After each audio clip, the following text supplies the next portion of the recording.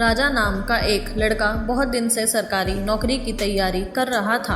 अंत में उसे स्कूल टीचर की नौकरी लग गई। जिस स्कूल में उसे पढ़ाने जाना था वो शहर से काफ़ी दूर एक गांव में था, इसलिए उसे गांव के आसपास ही किराए पर एक घर लेना पड़ा। लेकिन वो घर भी स्कूल से काफ़ी दूर था। राजा रोज पैदल स्कूल आने जाने लगा। कुछ महीने बाद जब उसके पास अच्छे खासे पैसे जमा हो गए तो उसने उस पैसे से एक बाइक खरीद ली ताकि और उसे पैदल स्कूल ना जाना पड़े। राजा जब भी स्कूल जाता और रास्ते में कोई उसे पैदल दिख जाता तो वो उसे अपने बाइक पर लिफ्ट दे देता। स्कूल से वापस आते समय भी राजा वही करता।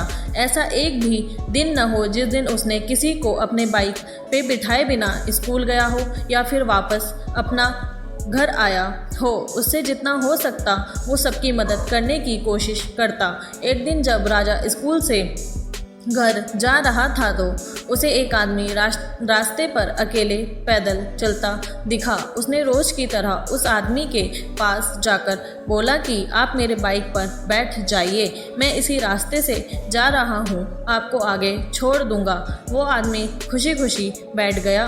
कुछ दूर चलते ही राजा को महसूस हुआ कि उसकी पीठ पर नुकीला कुछ चुभ रहा है। अचानक वो आदमी राजा से कहने लगा, गाड़ी साइड में लगाओ और पैदल घर चले जाओ।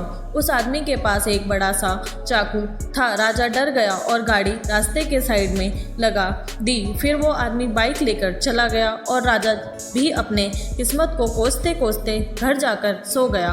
राजा बहुत दुखी था और भगवान से बार बार ये कह रहा था कि मैंने तो सबकी मदद करनी चाहिए, फिर मेरे साथ ऐसा क्यों हुआ। अगले दिन जब वो सोकर उठा तो उसने देखा कि उसकी बाइक घर के बाहर खड़ी है और उस पे एक चिट्ठी भी रखी है। जब उसने चिट्ठी को खोल के पढ़ना शुरू किया तो उसमें लिखा था, मास्टर जी मुझे माफ़ कर देना, मुझे पता नहीं था आपकी बाइक आसपास की गांव में इतनी पॉपुलर है। जिसने भी मुझे इस बाइक पर देखा उसने ही मुझसे पूछा कि ये तो मास्टर जी की बाइक है, तुझे ये कहाँ से मिली। सबको पता चल गया कि मैंने आपकी बाइक चोरी की है, इसलिए मैं आपको आपकी बाइक लौटा रहा हूँ। हो सके तो मुझे माफ़ कर देना।